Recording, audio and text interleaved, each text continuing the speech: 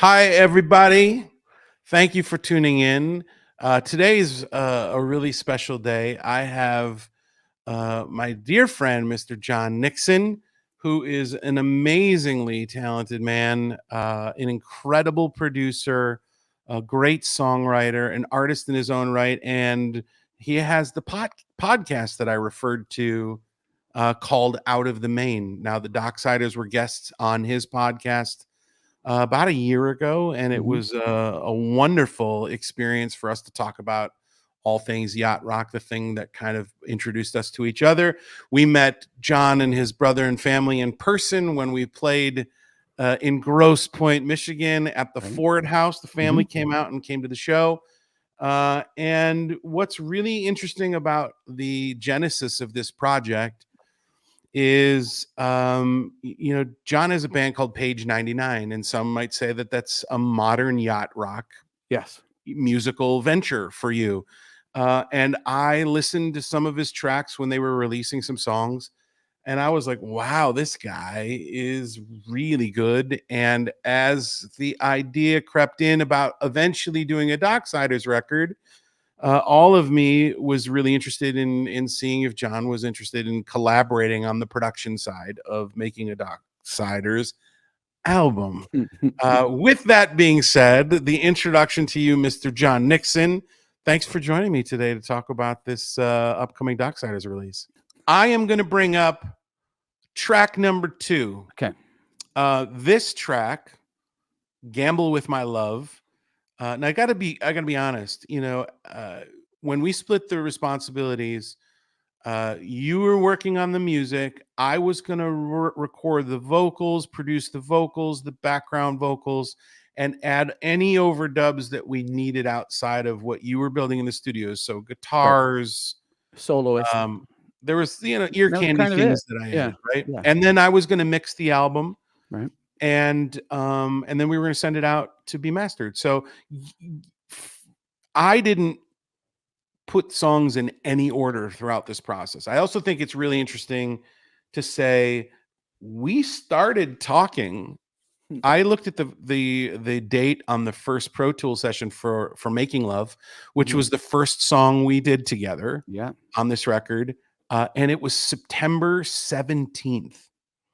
Yeah. So we started recording 7 months ago, exactly 7 Yeah. months ago, but the A&R process probably started a month or 2 At prior. least. Yes. You were doing your summer tour that summer, and you said, "Let's spend this time just brainstorming songs." So that was Yep. at least 3, 4 months process prior to starting. And I remember being on the bus just, like, ingraining that playlist that you sent, and I don't even think I suggested any songs Not until we yet. started getting deeper Right. into the process. So, Yeah. you picked this freaking song, Yeah. "Gamble with My Love," and I have to be honest with you, I had never heard it before. I love the band that recorded it. Now, not a yacht rock group, in my No. opinion, right? Not No. at all. It's the Daz Band. Yes. Uh, Which, uh, as I understand, stands for danceable jazz. So, hell yeah. yeah, and like huge fan of that band growing up, and I'd never heard this track. And what is amazing, and I just did this before we talked. I listened to the original and I listened to our version, Uh-huh. and it's substantially different. Yeah. And you had uh an instinct on how you could yachtify, is that a word? Mhm. Yeah, that's what we use. That's what we Okay. You had an instinct on how to take this track and make it feel like it belonged on the radio with Kenny Loggins, with Michael McDonald. Mhm. And it was a track that I heard from the very beginning, and I felt personally attracted to it. I was like, I got to sing this one. Yeah. And Yeah. it was the lead. It was the first song on the record. Once I had finished everything mixing and started listening, I was like, the record's got to open with "Gamble with My Love." Tell me about "Gamble with My Love." Why you felt that song? You know, I didn't really know this song back then either. It probably came up either on a yacht rock playlist. I don't have Sirius XM anymore. I used to. Somewhere this came up, might have been on the station Yacht Rock Miami, which is a really good yacht rock station that tilts towards the R&B and disco influence. So that's probably where I heard this song. And once I heard it, and I was in this sort of mind space of looking for songs, I'm immediately caught by the way it sort of shuffles and grooves. It's got sort of a halftime shuffle, and I thought, well, it's got that. All I got to do is lay out the chords with like a Rhodes on top of that, and I'm halfway there. It's great, man. I, I Yeah, I love the song. I had so much fun. I actually did like multiple days of refining the vocal that I put there's on a it. Like lot there. Yeah, I recorded it and then I went back and changed ad libs and then yeah.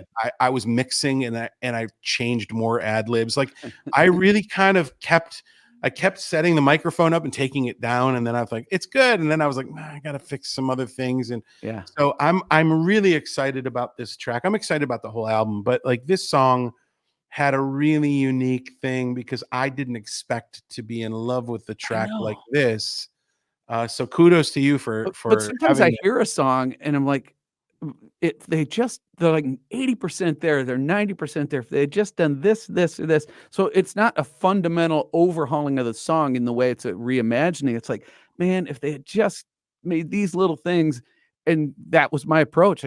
I heard what it needed and it just elevated the song into a new place. I And love it. I yeah, think a really cool, fun thing to do for fans that are really into this record once you get a chance to listen to it would be to find the original version and then listen to our version, or once you hear our version, go find the original and hear the differences in the vocal right. interpretations and the musical interpretations. It's really cool. I think that'll be a fun aspect.